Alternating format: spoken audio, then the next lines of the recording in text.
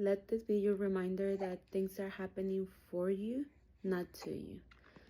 I was driving the other day. I live in Texas, in case you don't know or you're wondering. And out of nowhere, like my day is going good. And then there's like a trailer, I guess. Not even on my lane. Like I'm going this way, they're on the other side. It was like 3 lanes to the other side. So I'm pretty far from this trailer. Out of nowhere, I felt like something hit my car, and I was my windshield, and I'm like, what was that? I really thought I hit a bird, but I had this huge crack in there, and está roto. Like it, I don't know what fell in there. I want to think maybe it was like a rock that hit my windshield, and yeah, now I have to fix it. Then that got me thinking, like, I've been single for quite a while, but I've been divorced for, I think it's either 4 years or we're going into 5, something like that. But it's been a while. And I think the reason why things like this trigger me is because I've had to figure shit out on my own for so long. Even when I was married, like, I have family that gets mad, like, why you don't ask for help? Why do you always do things by yourself? And it's like, because I'm so used to it. All the mental load was literally like on me. All the things to do was just on me. The kids were on me. The raising them, the making sure bills were paid. Like he was only working to bring the money, and then he would even spend it on most of it.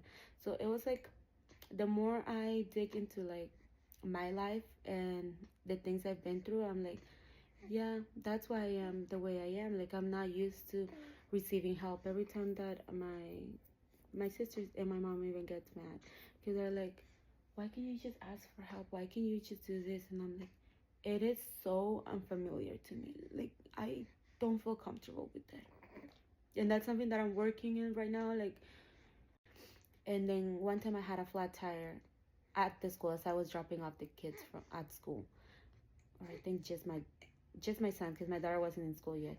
And then a car that was dropping off their kid literally like tried to get my attention. I was like, oh my God, did I do something? And then he was like, hey, you have a flat tire. And I was like, oh, I didn't even know. My car didn't even tell me that I had one. And then I'm like, oh, okay, thank you. He was like, no, like, you need to pull over. And I was like, what do I do? He was like, there is this gas station. I'll follow you guys so to make sure that you get there. And then I was like, oh, okay, thank you. It was him and his wife. I'm so grateful that they helped me. They get there and they follow me. I parked, and then I'm calling my ex-husband or my husband at the time. I'm like calling him, nothing, nobody answered. But even then, I knew like, what is he gonna do? He's just gonna tell me, why are you waking me up? Like, figure it out. So I was like, oh, at that point, I was like, it's pointless calling somebody who's not even gonna come and help me. I stopped calling him and I just asked him, like, the couple. I was like, what should I do? And they were like, well, I can put air on it, and there's this AutoZone that you can take your car there and they'll fix your tire for free. And I was like, oh, okay. When me and my daughter got back home and it was almost time to go pick up my son from school, um, the dad woke up because he used to work overnight. And then I was telling him, like, hey, this happened to my car. And he was like, oh, okay, well, like, that's good that you got it fixed, because then I don't know when we would have done it and you wouldn't be able to drive the car. And I was just like, yeah, I know. And now looking back, I'm like, you should want somebody who's willing to literally lose a little sleep every here and there to make sure that they fix your tire. Like, your kids are there. But it was an inconvenience to him to even fix the tire. At the time, I don't know. I think I just wanted to keep my family together, that I put up with little things like that I, now looking back, I'm like, no, somebody should want to. Like, if you're with the right person, they're not even gonna be like, oh, you woke me up for this. Like, it's not even a big deal. You could have figured it out. No, they'll show up and they'll be like, well, I'm glad you called. Because he was like, yeah, I'm glad you didn't wake me up. Like, for what? And I was like, dude, you had like 20 missed calls from me. I'm pretty sure you saw that I called and you decided, let me not pick up. But yeah.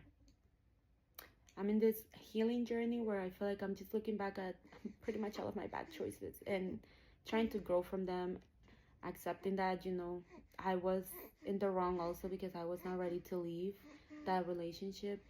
And